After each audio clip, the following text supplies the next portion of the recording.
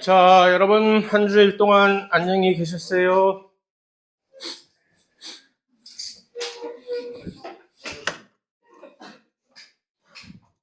쟤 뭐지? 자, 이번 시간에는 새로운 장, 식물의 영양에 대해서 들어가 보기로 하죠.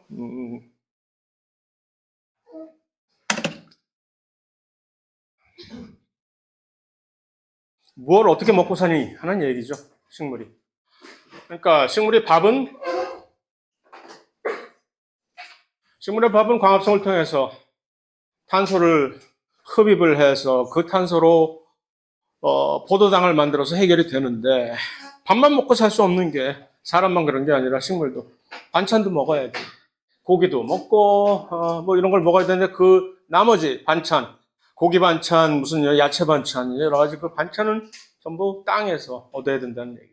오로지 밥만 공기 중에서 이산화탄소를 얻을 수가 있다는 얘기니까 그거야 자기들이 알아서 자동으로 할 수 있으니까 자기들을 자가 영양 생물이라고 딱 자신 있게 얘기를 하는 것인데, 이제 그러면 그건 좋은데 밥만 먹고 살 거야? 나머지는 어떻게 해결할 거니? 할 때 이제 그러면 이제 땅에서 얻어야죠. 그러면 뿌리가 이제 아주 중요하게 되는 거죠. 결국 그 반찬의 원료가 되는 그런 것들은 무기물의 형태로 어, 얻을 수밖에 없는 것인데, 혹자가 어떤 한 학생이 지난 시간에 질문에 옛날에는 왜 비료를 똥을 썼나요? 라고.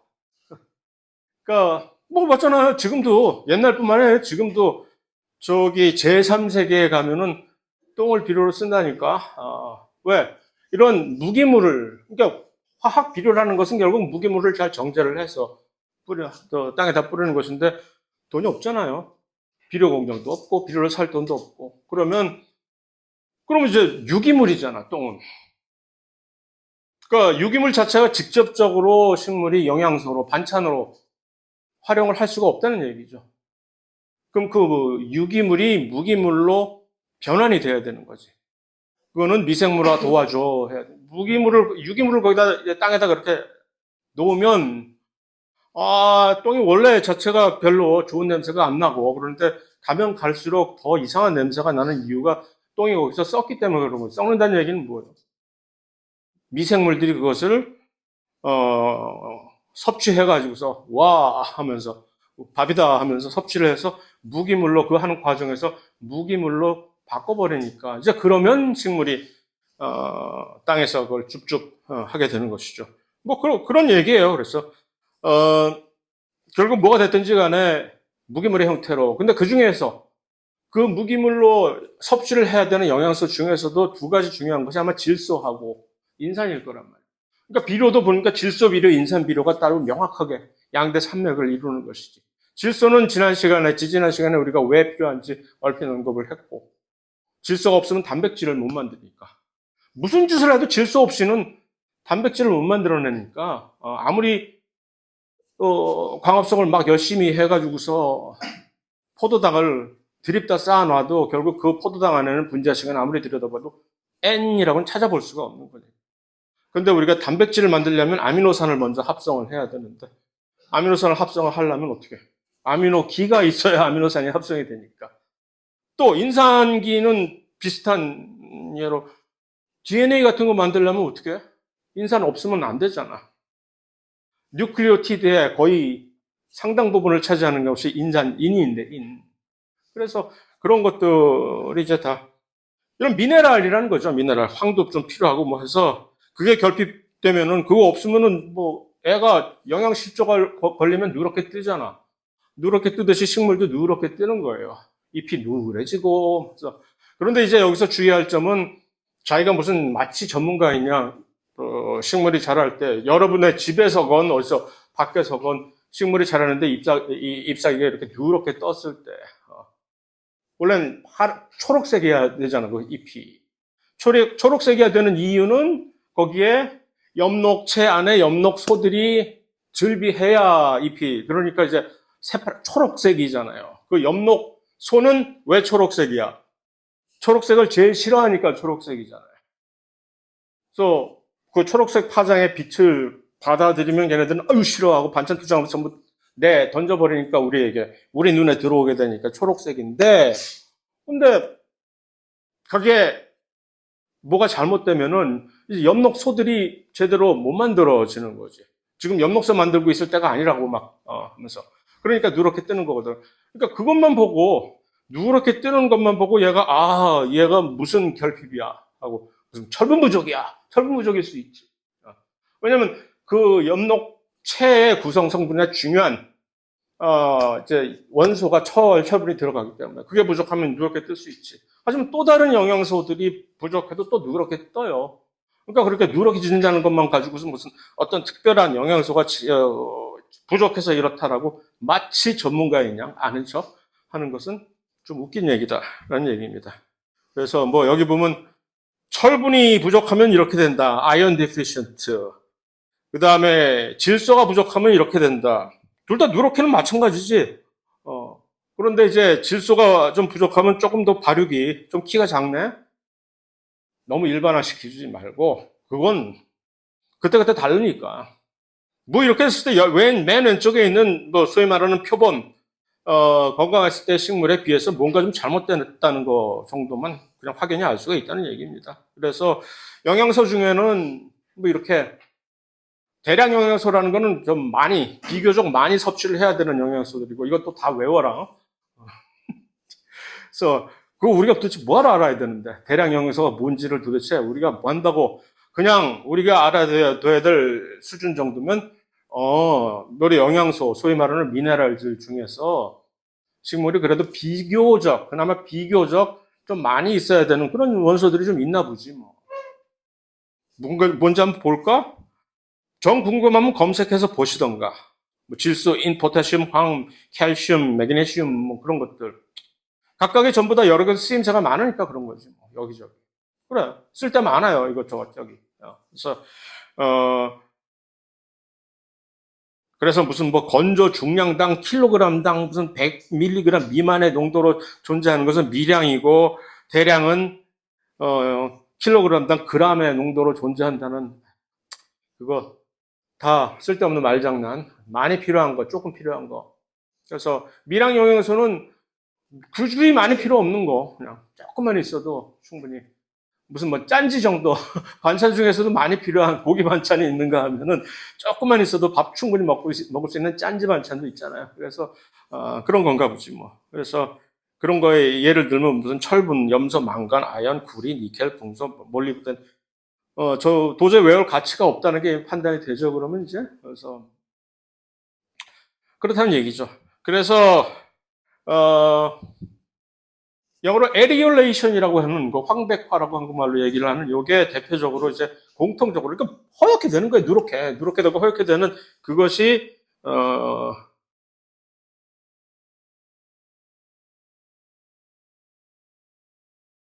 그래서 여기 뭐 필수 원소들에 뭐가 있으며 결핍이 되면 뭐가 돼 있는지 표로 정리를 한 것은 있긴 하나, 그냥 어디 있다는 거를 충분히 어느 정도 어렴풋이 알고 있다는 데 만족할 정도이죠. 이건 내가 가지고 있으니까 나중에 필요하면 찾아보면 되겠지라는 점입니다. 그래서 자, 여기서 이제 그런 원소 같은 것을 뭐가 부족한지를 알 수 있는 것이 가장 깔끔하게 알 수 있는 것이 소위 말하는 수경재배라고 하이드로포닉이라고 하는 건데 물이죠. 하이드로포닉 해서 물에다 키우는 거예요, 얘네들을. 원래 뿌리는 땅속에 딱 바꿔서 지지를 해주는 역할을 해주게끔 돼 있고, 또 한 가지는 뿌리가 햇빛을 쬐게 되면 뿌리는 아주 기겁을 하는 거지. 뿌리는 원래 햇빛을 받지 않고 허옇게 되어 있어서 되게 되어 있는데 갑자기 뿌리가 지상에 노출이 돼가지고 햇빛을 받게 되면 으악 드라큘라처럼 드라큘라? 갑자기 드라큘라 생각이 이거 애드립이야. 드라큘라 생각이 왜 날까 도대체 여기서 해서 그렇다는 얘기인데, 그래서 왜 햇빛을 받게 되면 얘네들 뿌리가 허연 이유는 뿌리에는 엽록체가 엽록소를 막 안 만들고, 그러면 뿌리가 펄해질 거 아니야. 안 만들고 뭐 또 다른 색소를 몇 개 만드는데 갑자기 햇빛을 받으면 얘네들이 광분해서 엽록소를 만들어서 퍼렇게 될 수도 있다는 얘기지. 안 좋아. 그러니까 일단 물에다가 그냥 쳐박아 놓고 식물을 좀 커라 할 때는 이 최소한 그 물 부위, 뿌리가 담겨 있는 물 부위는 뭔가 싸매 가지고서 햇빛이 안 들어가게끔 해줘야 정상적으로 들어간다는 얘기인데, 어쨌든 그래 놓고 키우는 게 사실 일종의 농사 짓는데 경작을 하는데 좋은 대안입니다, 이거. 사우디 같은데 요즘은 뭐 사우디도 꽤 이제 먹고 살만해져서 그냥 사막을 옥토로 만들어버리고 막 아주 별 희한한 짓을 다 하는데, 그게 조금 쫄리던 시절에는, 그게 안 되던 시절에는, 아무리 돈이 많아도 그건 내가 안 되겠다. 기술적으로도 그렇고, 돈이 한두 푼 들어가는 게 아니다 싶은 시절에는 이거 많이 했었어요.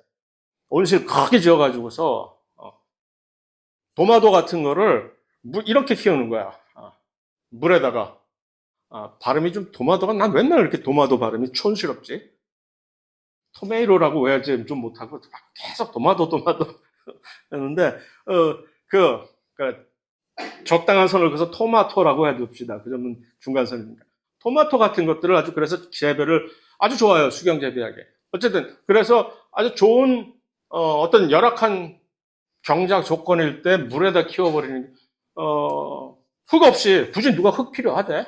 잘만 조건만 맞춰주면, 급여만 맞춰주면 내가 어디선지 일할게.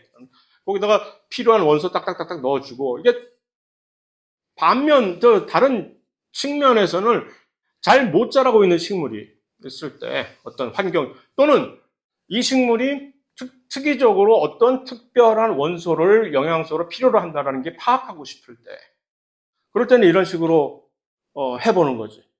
수경제 물에다 다 집어넣고 컨트롤해서 일부러 아주 통제된 어떤 원소들만 넣어주는 거지. 그래서 이 조합이 했을 때 뭐를 뺐을 때 얘가 아주 비실비실해지면은, 그러면 얘가 꽤 요걸 아주 상당히 필요로 하는 그런 것이구나라는 것을, 뭐 그런 얘기입니다. 그래서 이런 식으로, 그래서 실제로 수경 재배를 통해 가지고서 꽤 근사하게, 개인적인 생각이지만 앞으로 현대 농업이 점점 계속 기후 변화에 대해서 사실 정부에서 엄청난 돈을 옛날부터 미리 알고서 몇십 년 전부터 돈을 쏟아 부었는데, 한국도 그냥 손 놓고 있었던 게 아니라 기후가 앞으로 난리 난다는 거 충분히 알고 있었기 때문에, 모든 각각의 정부에서 해서 기후 변화, 기후 대응, 기후 재해 대응에 대해서 어떤 좋은 방법이 없는지 막 그래서 국가에서 막 지원하는 연구비들 많이 투자하고 그랬는데, 다 그 나물의 그 밥이지.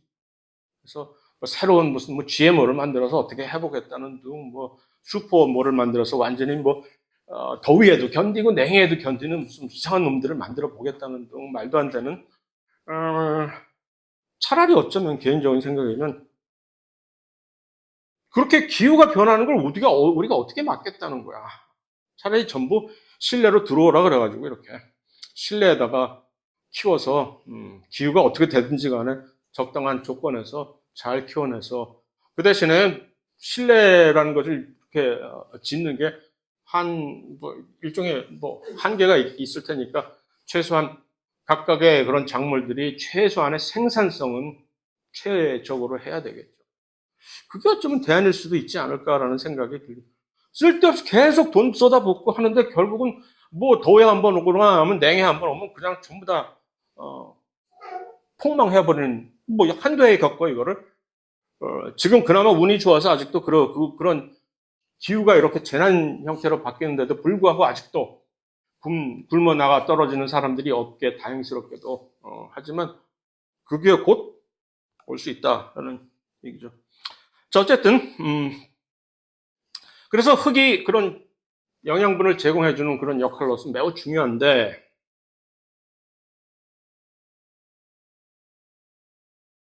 그게 사실은 한 세 개의 계층으로 제일 위에 있는 표토, 심토, 모암 하는 형식으로 밑으로 파고 내려가면 내려갈수록 훨씬 더 무기질만 있는 이런 토양으로 변해가는데, 물론 식물에 있어서는 직접적인 영양소니까 좋긴 하지만 무기질도 무기질 나름이지, 이건 완전히 바위돌이잖아. 식물의 입장에서 바위돌을 지가 어떻게 깰 거예요?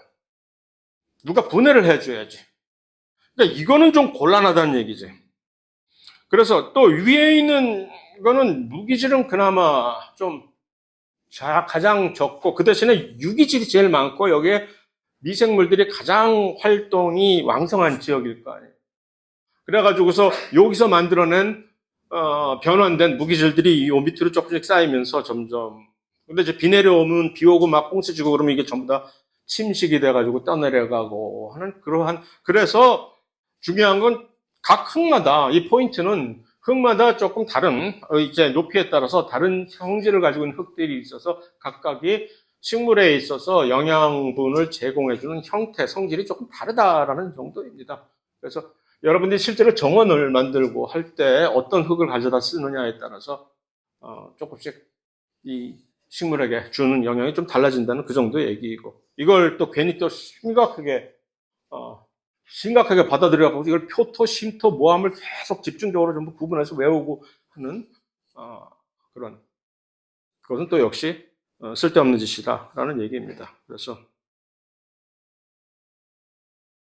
비옥한 토양이 뭔지야 뭐 충분히 우리가 직관적으로 알 수 있는 얘기이고 자 그런데 비옥하다는 토양이 있을 때 이제 예를 들어서 진흙하고 모래하고를 아주 극명하게 같은 흙인데 그 흙이 어떤 형태로 존재하느냐에 따라서 진흙의 형태로 갯벌 같은 진흙의 형태로 존재하는 경우가 있고 완전히 사우디 사막이 사우디만 가지고 있는 건데 이거 완전히 이거 정말 사우디만 계속 이렇게 예를 들지 모래 해운대 백사장 그래 모래와 진흙벌이 있다고 칩시다. 그럼 둘 중에 어느 흙이 식물이 자랄 때 훨씬 더 유리한 흙일까? 둘 다 아닌 건 충분히 알죠. 둘 다 아니야. 왜? 진흙은 뭐가 그래? 진흙이라는 얘기는 물이 너무 많다는 얘기거든요. 그러면 식물도 숨 막혀 죽어요. 공기가 통해야지. 왜냐면 식물도 호흡을 해야 되거든. 밤에는 니들 모를 때 밤에는 나도 숨 쉰다 하고 뭐 요건 몰랐지 하고 산소를 이렇게 들이마시면서 이렇게 해야 지들이 이제 그 ATP를 만들어낸단 말이에요.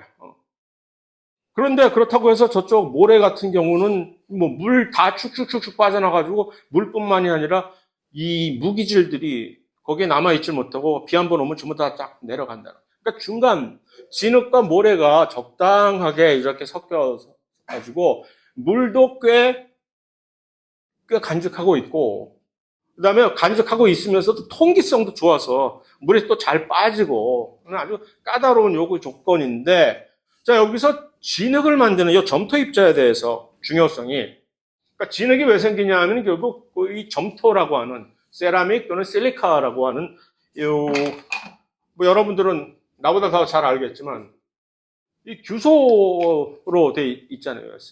실리콘 옥사이드가 실제 음이온이 지금 음이온화 돼 있거든. 그래서 이게 사실은 흙 중에서도 특히 진흙을 이루는 여기에 상당히 풍부하단 말이에요. 그러면 이 점토 입자라고 하는 이것이 가지고 있는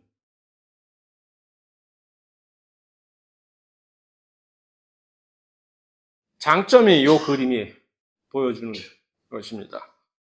그래서 뿌리와 자, 이 그림을 보고 한번 이 그림을 최대한 활용을 해서 식물의 영양과 점토와의 관련성을 한번 설명을 각자 스스로 해 보려고 합시다.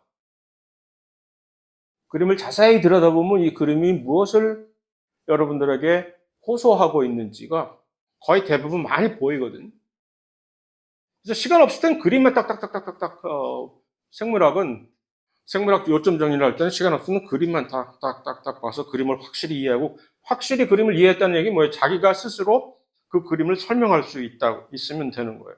그렇게 하면 아주 정확하게 명확하게 개념이 정리가 됩니다. 이건 어떨까?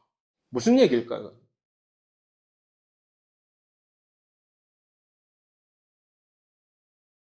중간에 턱 박혀 있는지 클레이라고 지금 영어로 써 있잖아요. 클레이. 클레이가 지금 점토라는 얘기예요. 점토 덩어리가 하나 있어. 그러면 점토 덩어리 표면에 누가 개떼들처럼 붙어 있지? 식물의 영양소들이 지금 개떼처럼 붙어 있어요. 각각의 포타슘 여기 있네. 칼슘, 매그네슘, 그 다음에 뭐 칼슘, 매그네슘, 포타슘이네 결국은.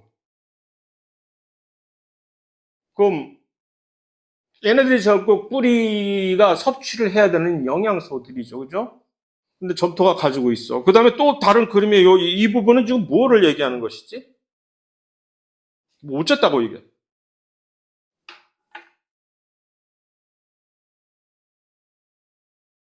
이런 짓 안 하려고 이번 학기엔 다짐했는데 이런 짓 안 하려고 다짐을 했는데 그냥 오늘 한 번만 쓰자. 요거 설명하는 사람한테 내가 1점 준다. 총점에 1점 보너스. 어떤 때는 괜히 내가 또 혼자 흥분해가지고서 이러다가 막 손님이 별로 호응이 없으면 2점 해갖고 나중에 후회하고 이불킥하고 아, 맨날 괜히 2점 줬을까 하고. 그런데 요즘, 요번 학기엔 조금 자중해서 아무리 1점만. 예, 아트. 어, 어, 어, 어, 어, 어, 어, 어. 그렇지. 근데. 그럼 제가 점토를 붙어가면은 대신에 수소가 막 가서 달라붙으면 여기에 붙어있던 지금 원래 기득권들, 어? 기득권자로 붙어있던 매그네슘, 포타슘 얘네들은 전부 끌려 나오겠네? 너 나가 하고 점토로부터 빠져나오겠네? 그치? 어. 그러니까 그러면 이제 뿌리가 땡큐 하고 줍줍 이제 얘네들 안 그러면 이 수소가 그런 식으로 가서 회방을 놓지 않으면 얘네들은 영원히 나는 점토랑 영원히 살 거야 하고 붙어 있단 말이야. 그러면 뿌리는 옆에서 떡이 이렇게 있는데도 불구하고 그냥 입맛만 다시고 끌어올 수가 없어. 어떻게든 이놈들을 띄어내야 되는데 그런데 수소가 가서 얘네들을 띄어내주네. 가서 너 뭐야? 너 나가. 내가 대신 할래 하고. 왜냐하면 일단 수소는 이런 식으로 이런 일이 있을 때 어떻게 될까? 쪽수름일 거 아니야. 인해 전술로 와서 수소들이 개떼처럼 가서 그냥 막 하면은 마그네슘, 포타슘들은 영문도 모르고 그냥 하다가 끌려나가죠. 결국 집 잃고 이렇게 되면 이제 뿌리가 이리 와. 그래서 이게 바로 그런 얘기입니다. 누가 선행학습하라 그랬어? 와우. 자, 이름을 통성명이나 합시다 우리. 오케이. 이거 지금 녹화가 되고 있는 거니까 플러스 1점 이제 확실히 나중에 찾아가시기 바랍니다. 그래서 수고하셨어요. 아주 네, 정확하게 설명을 잘 해주신 것 같아. 그래서 더더군다나 그걸 직관적으로 딱 얘기를 풀어냈다는 얘기는 더 이상 여기에 있을 필요가 없다는 얘기죠. 나가 이제. 자, 그래서 이게 이런 식으로 능동적으로 사실 뭔가를 점토의 중요성이라는 얘기는 일단 처음에 점토가 여기서 일단 일종의 그걸 영어로 뭐라면 reservoir라고 하는 거예요. 저장소 구실을 해주는 거예요. 저수지 구실을 필요한 영양소들을 붙들어 내고 있는 거예요. 그래서 포타슘, 매그네슘 같은 이런 일단 그러고 있는데 잘 저장은 해주고 있는 건 좋은데 그걸 우리가 이제 식물이 됐다고 생각을 했을 때 식물의 입장에서 얘네들을 어떻게 끌어내올 것이냐가 문제인데 거기서 이제 식물은 번뜩인 아이디어를 내가 어차피 호흡을 하잖아. 그럼 이산화탄소가 나올 때 보통 물 있잖아요. 물 증류수면은 완전히 중성인 물이라 해야 되잖아 원래. 증류수를 만들어 가지고서 책 이렇게 놓고 비커에다 놓고 한 시간만 놔두면은 pH가 한 5 정도로 떨어지게 산성이 되는 거죠. 왜 그럴까? 바로 이런 일 때문에. 공기 중에 이산화탄소가 물에 들어가면 탄산이 되어버리는데, 그러면 산이 되어버립니다, 산.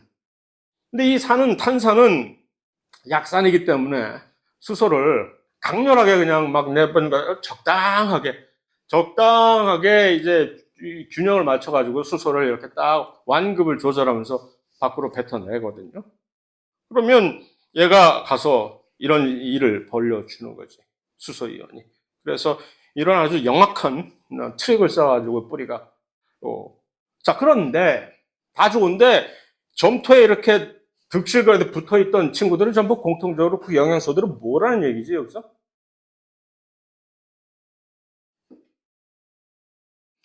양이온만 붙는 게 양이온.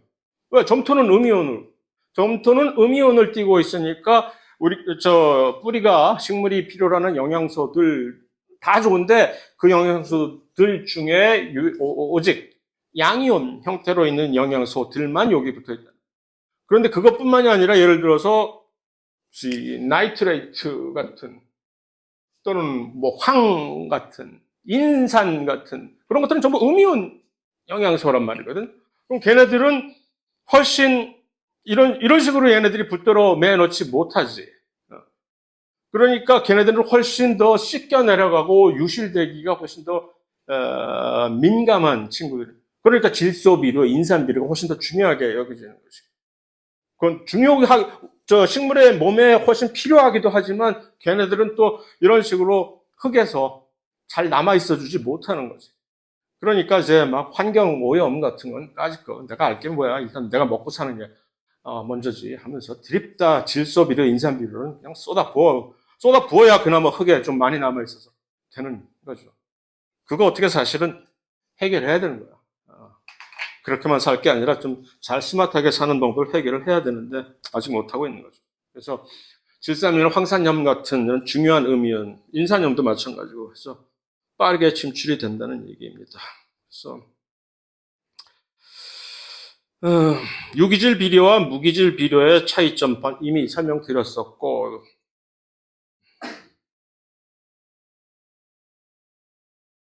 자, 사실은 조금 더 개인적으로 강조를 해야 되는 이 부분은 일단은 여기까지 보면 뭐예요? 어떠한 종류들의 영양소가 식물이 필요로 한다. 땅에 전부 다 있다. 그거 잘 가져오면 되는 거다. 그리고 어떤 식으로 가만히 식물이 수동적으로 이렇게 게으르게 배짱이처럼 들어와 하면서 그냥 뭐 들어오면 받아먹고 안 들어오면 그냥 안 받아먹고 하는 게 아니라 식물도 나름 노력을 한다 하는 식으로 그렇게 봤어요. 그러나 조금 더 심오한 사실은 이런 게 있었어라고 혹시 어쩌면 여러분들 중에 일부는 이런 것까지 얘네들이 서로 하는지는 몰랐네라고 하는 사실은 전부 이 관계 형성이 지구상에 사는 모든 생명체들은 이런 관계 형성이 정말 중요한 그래서 이 상호작용 영양소를 얻기 위해서 식물이 상호작용을 흙에서 이 상호작용은 물론 관계라는 것은 이 상호작용은 살아있는 생명체들끼리 서로 하는 겁니다. 그래서 일단 여기서 이 책에서는 두 가지의 가장 현안이 되는 영양소 하나는 이제 처음에 먼저 인산이 문제가 되고 그 다음번에는 이제 질소 둘 다 매우 중요한 영양소인데 그것들을 어떻게 최소한 일부 식물들이 어떤 미생물이라고 뭐 미생물은 미생물이지 그 땅에 살고 있는 그 다른 종류의 생명체들과 서로 협업을 통해 가지고서 이것들을 확보를 하는지 그것도 그냥 혼자서 갈취하는 것이 아니라 나만 이득을 취하고 갈취하는 것이 아니라 서로 간에 이 지구상에 서로 하는 시민들답게 서로 이렇게 윈윈하는 방식으로 서로 이렇게 상호 협동을 하는 그 두 가지 예가 나와 있는 것입니다. 그래서 일단 토양에는 넘치고 넘치는 게 곰팡이다. 맞아요. 토양에 땅에 있는 사실은 땅에서 이 지구상에서 가장 크기가 큰 생명체가 나중에 알고 보니까 곰팡이였어. 한 곰팡이 하나가 있는데 이게 곰팡이 그 하나가 이 땅을 차지하고 있는 면적 자체가 어마무시하게 커가지고서 그게 하나의 곰팡이 하나야. 곰팡이는 보통 그러니까 이 균사라고 하는 이상한 팔 같은 걸로 마디마디 해서 이제 점점 증식을 해서 뻗어 나가잖아요. 근데 이 곰팡이들은 전부 그러니까 일종의 곰팡이 너는 무엇이냐라고 할 때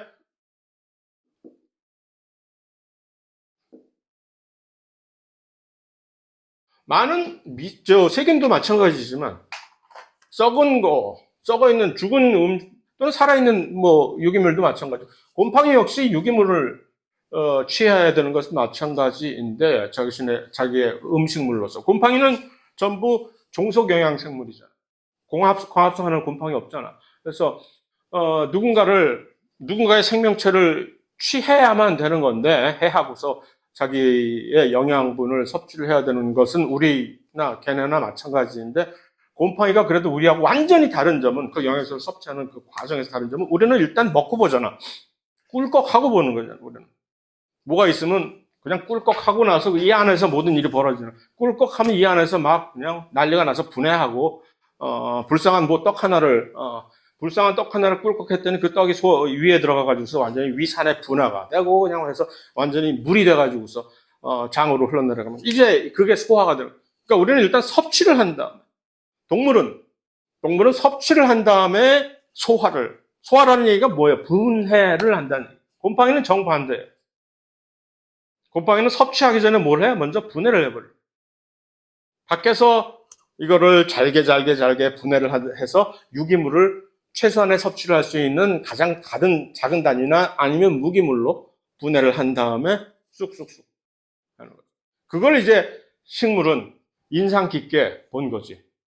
그래서 식물이 필요로 하는 특별한 이제 영양소가 있을 거 아니에요. 특히 인산이에요, 인산. 이 경우는. 그래서 많은 곰팡이들이 그런 식으로 해서 인산을 땅에다가 이제 섭취가 가능한 형태로 비옥하게 만들어주는 역할을 하는데 인산이 사실 매우 중요한 영양소 중에 하나거든요. 비료 중에서 사실은 육종을 하는 농업학자의 말을 빌리자면은 가까운 농업학자의 얘기가 인산 비료가 사실 정말 큰 문제라는 거예요. 왜냐하면 인산 비료가 전부 만드는 게 전부 인산 광산에서 이 인광을 분해해가지고 이렇게 가루를 만들어서 하는데 그게 얼마 안 있으면 100년 안에 전부 전 세계에 있는 그게 고갈이 된다는 거예요. 그러면 이제 인산 비료는 어디서 얻지? 그래서 나 같은 무례한 또는 문외한은 그럼 전부 사람 전부 인덩어리잖아. DNA에 전부 그럼 그런 거 전부 다 분해해서 이제 하면 될 거 아니야. 라는 멍청한 소리를 하긴 했는데 진짜 이 멍청한 소리가 어쩌면 현실이 될 수도 있어요. 어떡할 거야? 인광 전부 다 고갈되면 어떡할 거야? 인을 얻을 수 있는 데는 인산 얻을 수 있는 데는 결국 살아있었던 생명체잖아. 시체 파가지고서 시체 분해해서 인산비료 만드는 날이 어쩌면 올 수도 있는 저는 오픈 현실이 올 수도 있는데 어쨌든 그래서 인산이 그렇게 중요한 것인데 이건 공생관계를 통해 가지고서 그래서 그 곰팡이 중에서 곰팡이가 이렇게 많은 곰팡이가 있는데 모든 곰팡이들이 전부 식물하고 우호적인 관계를 맺으면서 이렇게 서로 같이 살자는 건 물론 아니지. 그 중에서 그것을 이렇게 딱 확립을 해서 이렇게 같이 살기로 결정을 한 이 곰팡이를 우리는 왜냐면 얘네들은 뿌리하고 같이 사는 곰팡이라고 해가지고서 이거 안 돼.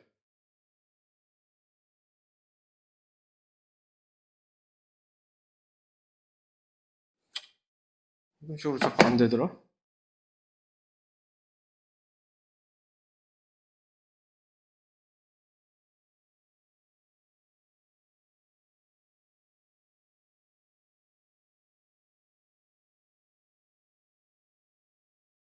됐다.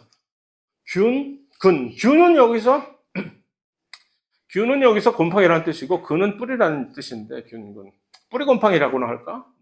그런 거예요. 균근이라고 하는 그런데 이제 그 균근인데 이름이 좀 생긴 형태를 묘사를 하는 차원에서 얘를 수지상균근이라고 합니다. 영어로 Arbuscular mycorrhizae라고 하는 이 mycorrhizae라고 하는 얘가 바로 그것을 얘기하는 거야. 뿌리와 공생을 같이 해서 같이 사는 곰팡이의 종류의 이름이 mycorrhizae. 얘를 한국말로 번역하면 균근이 되는 거고 걔네들이 어떻게 생겼느냐가 요 단어가 arbuscular라고 하는 요 단어가 묘사를 이게 뭐야? 우리가 arbuscular를 아무리 떠올려봤자 뭔가 어떤 영상이 안 떠오르잖아 우리에게 있어서 우리 문화권이 아닌데 뭐 어쩌라고 그냥 그렇다는 얘기야. 난 수지상이 어떤 형태인지 잘 모르겠어.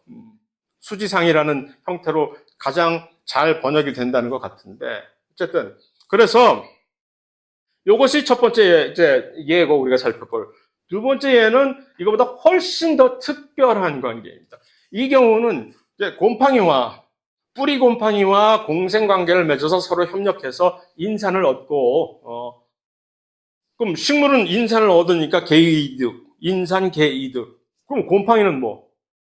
곰팡이도 뭔가 얻는 게 있어야 될 거 아니야. 뭘 얻을까? 무역의 근본 원리.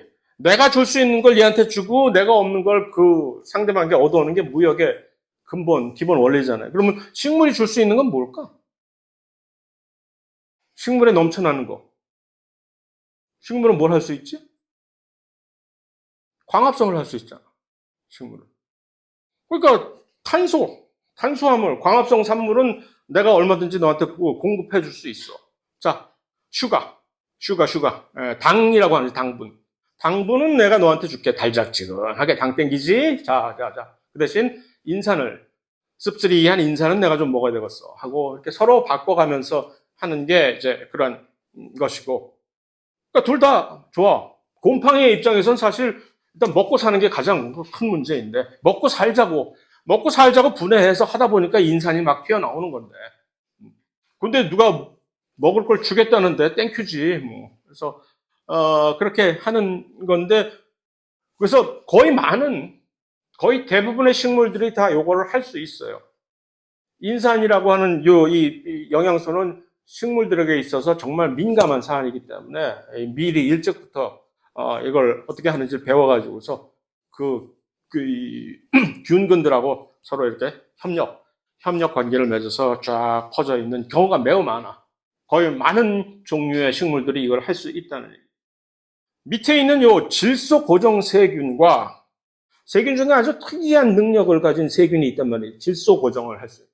공기 중에 있는 질소를 그냥 마치 식물이 광합성을 공기 중에 있는 이산화탄소를 고정하듯이 얘네들은 공기 중에 있는 이산화나이트레 질소 같은 것들을 그냥 질소 가스를 고정을 해서 이 땅에서 흡수할 수 있는 무기 질소의 형태로 변환을 시킬 수 있는 능력이 있는 애들이에요. 얘네들. 특별한 세균이지.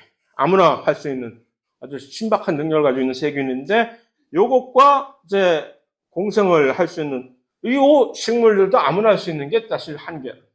콩과 식물만 땅콩, 완두콩, 뭐 이런 여러 가지 다른 콩과 식물들만 이걸 할 수 있어요. 그래서 이들은 이 특별한 세균들과 협력 관계를 맺어가지고서 질소를 그냥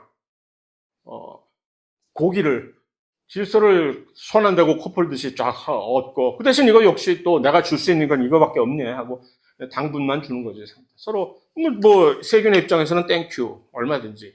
그래서 그것이 요 두 가지가 간략하게. 그래서 이걸 깊게 파고 나면 사실은 뭐 전공자 이거를 평생을 몸 바친 사람들의 입장에서 보면 이건 너무나 허탈한 살짝의 간략한 소개이겠지만 어쨌든 이런 것들이 있다라는 것을 대표적으로 식물이 어떤 특별한 종류의 생물체들과 협력을 해서 자기들이 필요한 것을. 그런데 여기서 중요한 것은 이런 겁니다. 신호.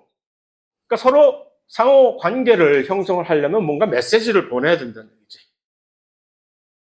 그게 아주 중요한 거예요, 서로. 그래서 뭐 서로 나중에 가서 아유, 나는 전혀 바라지도 않는데 지가 와가지고서 지가 와가지고서 막 우리 집에 들어와가지고 막 이렇게 막 하길래 내가 할 수 없이 뭐 그냥 당분 좀 줬지 뭐. 그래서 당분을 주니까 지가 뭐 이상한 뭐 인상 뽑아놓고 가대? 나는 죄 없어요 하고 하는, 그렇게 항변을 할런지는 모르나 에이 무슨 소리. 다 미리 지가 꼬셔가지고 식물 지가 먼저 꼬신 거야 이거. 그래서 오세요 하고 막 이렇게 꼬시면 곰팡이가, 이 경우에는 이제 곰팡이가 거기 그 꼬심에 넘어가 그쪽으로 하고 가서 다 보니까 식물 뿌리가 잡히는 거야 이제. 더듬 하다 보니까. 곰팡이는 봉사 아니야 봉사. 뭐 지가 눈이 있어 뭐가 있어. 그러니까 하면서 이렇게 가다가 식물이 던지는 그 신호에 의해서 이렇게 따라가다 보면 뿌리 잡혀서 뿌리다 그러면 탁 파고 들어가야지 하고 뿌리 안으로 파고 들어가 가지고서 이제 거기서 이제 진짜로 거의 뭐 일심동체는 아니지만 그러니까 일심이체? 뭐 모르겠다 어쨌든 같이 어우러져서 막 그렇게 살게 되는 그게 바로 이제 군체 형성이 되는 거거든요. 그래서 이런 신호가 어떤 형태로 갈 거야? 화학약품, 화학물질을 뿌려서 스트리고락톤이라고 하는 식물이 생산해내는 특별한 화학물질이 있어요. 스트리고락톤.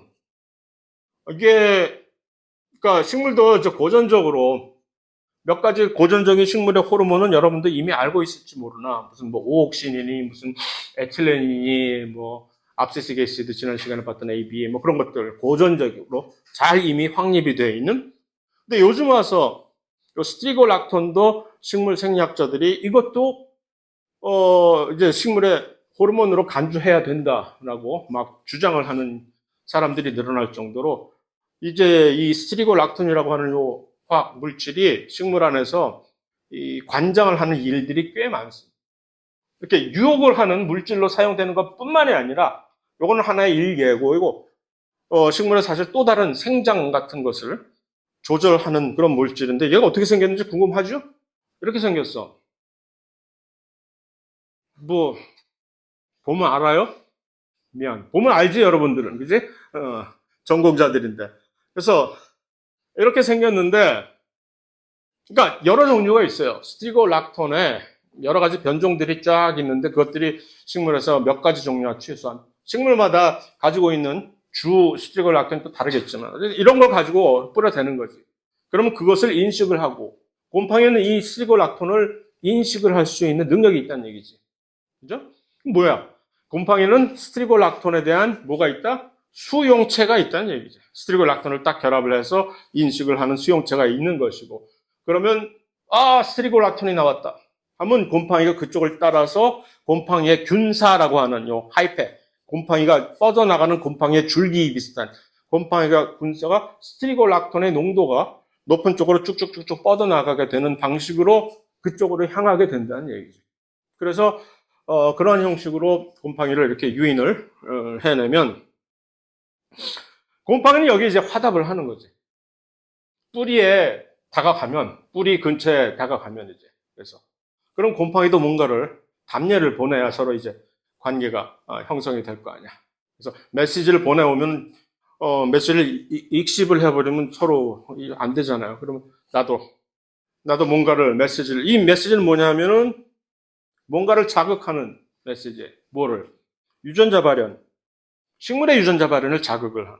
뭔가 어떤 메시지를 곰팡이가 딱 보내가지고서 식물이 유전자가 엄청 많을 거 아니에요. 5만 가지 유전자가 있는데 그 중에 특별하게 여기에 관여된 유전자만 활성화시키는 거죠. 어디에? 이 공생관계를 돈독하게 해주는 그런 일을 하는 유전자만 뽑아가지고서 얘네들을 따로 뽑아서 이제 활성화, 자극을 시키는 그런 일을 또 이 곰팡이 나름대로 어떤 곰팡이가 보내는 어떤 특별한 물질, 단백질 플러스 어떤 물질들을 뽑아가지고서 이런 식으로. 그럼 이제 준비를 시키라는 얘기죠. 곰팡이가 이런 일을 시키는 얘는 뭐지? 내가 이제 들어갈 테니까 방 좀 치워놓고 내가 들어가서 잘 살 수 있게끔 잘 해놔. 그래서 갔다가 뭐 손님 대접이 뭐 이래 그러면 나 그냥 간다라고 하는 얘기입니다. 이게. 그래서 서로 간에 이렇게 유인을 하고 들어오면 이건 나 왔어. 그러니까 이제 제대로 한번 해볼 거야 하고 이제 신호를 보내면 알았어 하고 또 이제 여러 가지를 준비를 시켜서 하는 그런 얘기죠. 그래서 이 안으로 들어가서 소위 말하는 이 형성을 한다는 그 자체가 수지상체라고 하는 obuscule이라고 하는 요 그림이 이 안에 들어가서 이렇게 안을 마치 계속 침투를 해서 이런 것들이지. 그런데 이제 이런 식으로 들어가서 이제 균근이 이런 식으로 들어가는데 이 그림은 이제 특이적으로 얘가 어떤 식으로 들어가고 있죠?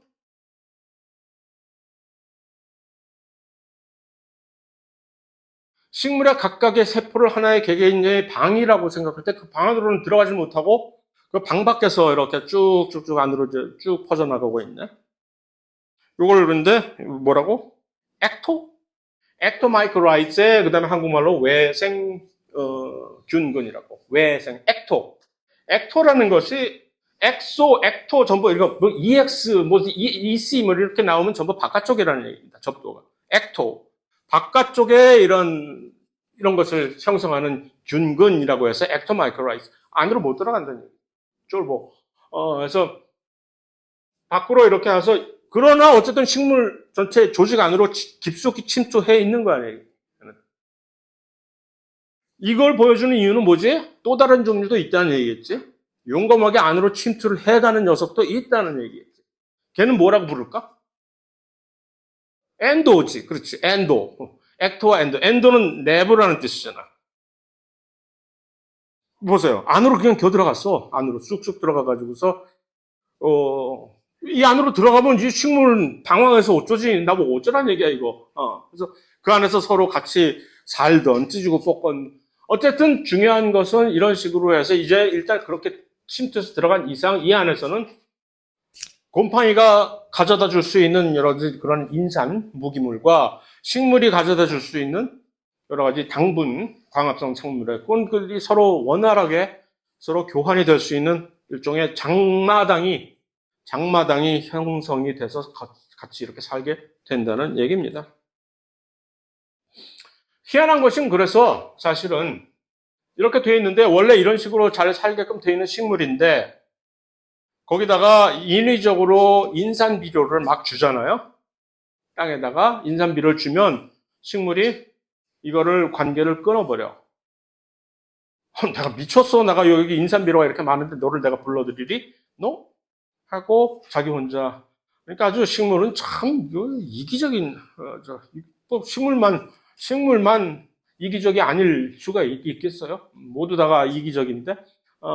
그래서 그렇게 인산의 유무에 따라서, 그러니까 인산이 부족하면 토양에 인산이 부족할 때 이게 동기 유발이 돼가지고서 야 우리가 곰팡이를 꼬드겨가지고 우리가 어떻게 좀 살아보자, 살 길을 모색해보자 하는 방식으로 생겨난 게 바로 이런 거라는 얘기입니다.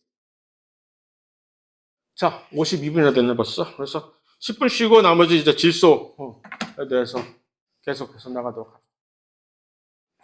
하죠.